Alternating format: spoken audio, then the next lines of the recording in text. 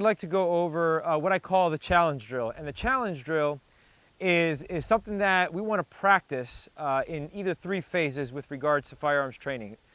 Not every time that one draws their firearm, or before or after they draw their firearm, is it just a quick thing where you pop out the firearm and you shoot. Sometimes, due to legality reasons and things like that, I would draw my firearm, and if the threat no longer exists, I don't want to take that shot. Or the things are escalating where I do have a chance where I don't have to take that shot, and ideally I don't.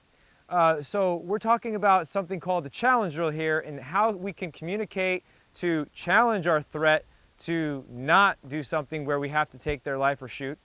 And also we call witnesses to our situation, so that way if I do have to actually shoot someone, then I want to make sure that I have witnesses around me that can justify or say, hey, yeah, I saw him say, get back, stop, help, or whatever. And in a court of law, those witnesses are definitely your saving grace. So let's talk a little bit about the challenge drill today. And now the challenge drill goes in what I like to call 3 different phases. There's the phase in which before the firearm is drawn, you're going to challenge your threat.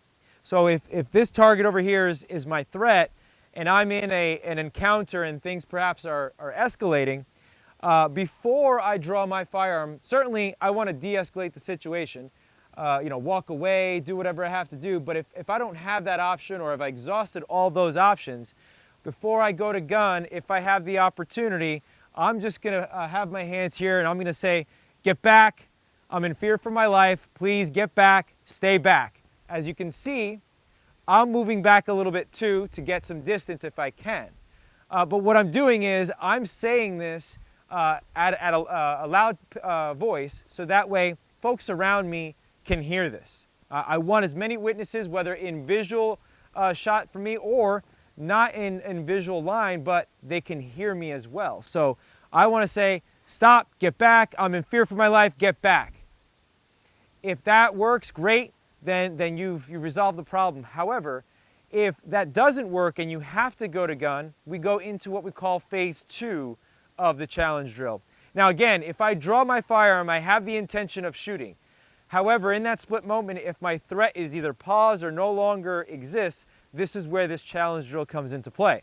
So if I've gotten to this point where I draw, I'm going to index my firearm, and I'm going to then say, get back, get down, stop, whatever I want to say to make him know that if he takes another step further or aggresses any further in any way, I'm going to shoot.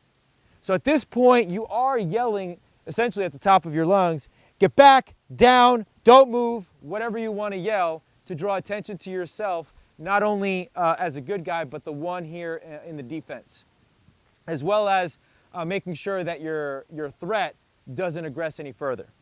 Now, if I have to put rounds on target and I have to put the person down, then after I've done my shooting, what I want to do is actually move off the X, okay? And from here, I would say, help, help, stop, police, help, help. And I would move around. First of all, I'm assessing my situation because I want to make sure that he doesn't have any friends or any other threats around. So I'm going to move to look and make sure there are no other threats, but at the same time, I'm going to draw attention to myself to make sure that if police arrive or whatever, I'm not the bad guy. And further, if there are